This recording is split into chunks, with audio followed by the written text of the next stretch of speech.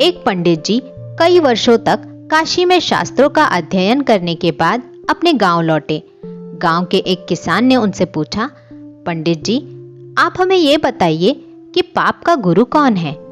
प्रश्न सुनकर पंडित जी चकरा गए, क्योंकि भौतिक व आध्यात्मिक गुरु तो होते हैं, लेकिन पाप का भी गुरु होता है, ये उनकी समझ और अध्ययन के बाहर था। पंडित जी को लगा कि उनका अध्ययन अभी अधूरा है, इसीलिए वो फिर काशी लौटे।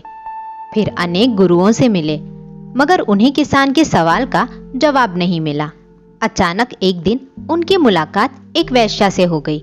उसने पंडित जी से उनकी परेशानी का कारण पूछा, तो उन्होंने अपनी समस्या बता दी। वैश्या बोली, पंडित जी, इसका उत्तर है तो बहुत ही आसान, लेकिन इसके लिए कुछ दिन आपको मेरे पड़ोस में रहना होगा। पंडित जी के हाँ कहने पर उसने अपने पास ही उनके रहने की अलग से व्यवस्था कर दी। पंडित जी किसी के हाथ का बना खाना नहीं खाते थे। नियम, आचार और धर्म के कट्टर अनुयायी थे, इसीलिए अपने हाथ से खाना बनाते और खाते। इस प्रकार से कुछ दिन बड़े आराम से बीते, लेकिन सवाल का जवाब अब भी नहीं मिला। एक दिन वैश्या बोली, पंडित जी, आपको बहुत तकलीफ होती होगी ना खाना बनाने में। यहाँ देखने वाला तो और कोई है नहीं। आप कहे तो मैं नहा धोकर आपके लिए कुछ भोजन तैयार कर दिया करूं। आप मुझे ये सेवा का मौका दे तो मैं दक्षिणा में 5 स्वर्ण मुद्राएं भी प्रतिदिन दूंगी। स्वर्ण मुद्रा का नाम सुनकर पंडित जी को लोभ आ गया।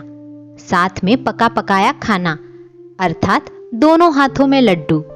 इस लोभ में पंडित जी अपना नियम, व्रत, आचार, विचार, धर्म सब कुछ भूल गए।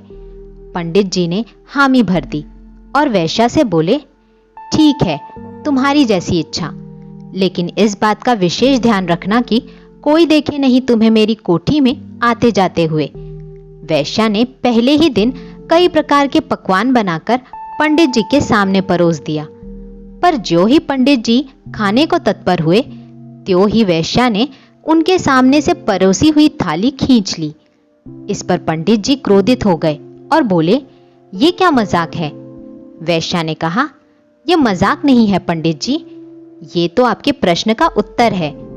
यहाँ आने से पहले आप भोजन तो दूर किसी के हाथ का भी नहीं पीते थे, मगर स्वर्ण मुद्राओं के लोभ में आपने मेरे हाथ का बना खाना भी स्वीकार कर लिया।